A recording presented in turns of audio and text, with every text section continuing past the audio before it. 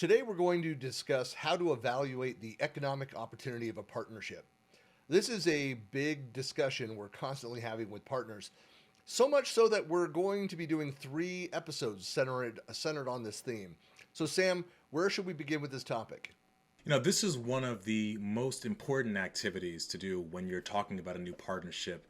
And many people either fail to do it or don't do as much due diligence as they should. It seems a bit funny to say out loud, but it makes sense that if you're not close to the financials of your business, you may not really think at all about this topic. So, Sam, how would a partner go about doing this evaluation?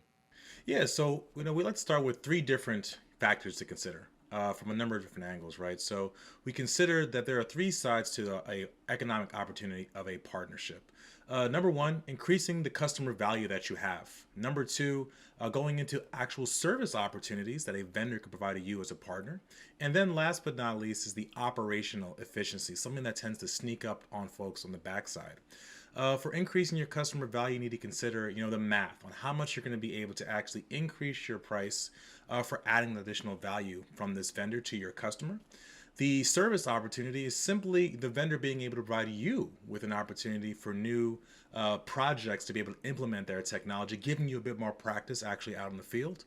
And then for operational efficiency, this is something that often is viewed as a bonus. But as we all know, time is money. So if you can find a vendor that goes in and really makes sure that they're being as streamlined as possible with their transaction rates. Well, at the end of the day, if you can transact 50% faster with this new vendor, then that's going to add even more money to your bottom line. So those are all good reasons you might have to consider switching to this vendor as a new partner of yours. Those seem like really solid foundations to a partnership. So, can you make more money? Will you be able to provide service opportunities? And can you do business faster? Yeah, these are the main reasons we've seen partners make the transition to working with AvePoint. It's also a beauty of our industry with technology, because any of these three factors may be a reason to establish or leave a partnership. So part of the AvePoint Partner Program is to ensure we're constantly improving on all three of these pillars.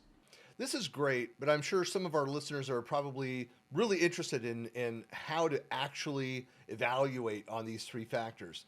So, focusing on customer value for today's episode, how should you as a partner approach doing this math? And that's an excellent question, right? And surprise, surprise is the best consulting answer there is. It depends. But let's give you an easy example. I've seen as our partners are thinking through this. And, when we say increasing value, we're talking, really about revenue attainment, working with your customers. So let's take an MSP perspective because their business is really highly repeatable and requires a little bit of a setup prior to going to market. So most MSPs have a catalog of solutions for their customers to easily pick from and to make sure they stay within the bounds of what they can actually complete. So this partnership must really add a compelling new offer to your catalog, right? If you want to increase the revenue that you can offer today. So if your baseline value is $100 per user for adding this new backup or security feature to your kind of repertoire, could you add an additional $30 per user, for example? And the best way to do this before investing so much time working with a new vendor is to draft the offering and take it to some of your top customers to see if you get a positive reception. Are you meeting a market need? And then is it worth actually you bringing to market across the board? That is a novel concept, asking a customer if they'd be interested in buying something before committing to integrating it into your solutions. Yeah, it's kind of one of those chicken or the egg things. Do you create the offering, then try to sell it, or do you sell it, then try to create the offering? But there's a middle option. And it requires a bit more tact, but you can actually develop interest with a small group to gauge the market and then invest. Or if there are external factors like certain industry regulations your customers are held to and you're meeting an immediate need, that's one reason to go ahead and get involved with a new vendor to meet those needs. But overall, one of the worst things that you can do is continue taking calls and working with meetings for this vendor, knowing you have no real plan to bring the solution to market. The only thing worse than that is probably taking the time to actually build out a solution and then realizing you're not able to actually sell it. It's interesting because I can imagine that this happens all the time. That's dozens of hours, at least dozens of hours a year that your teams could be spending that doesn't amount to any revenue. No, correct. Identifying the market, then build the solution. It ends up better for all partners. And after the market is established, the solution is built, the next step is to educate and incentivize your sellers to introduce the offering. And that's an interesting point. It's just education.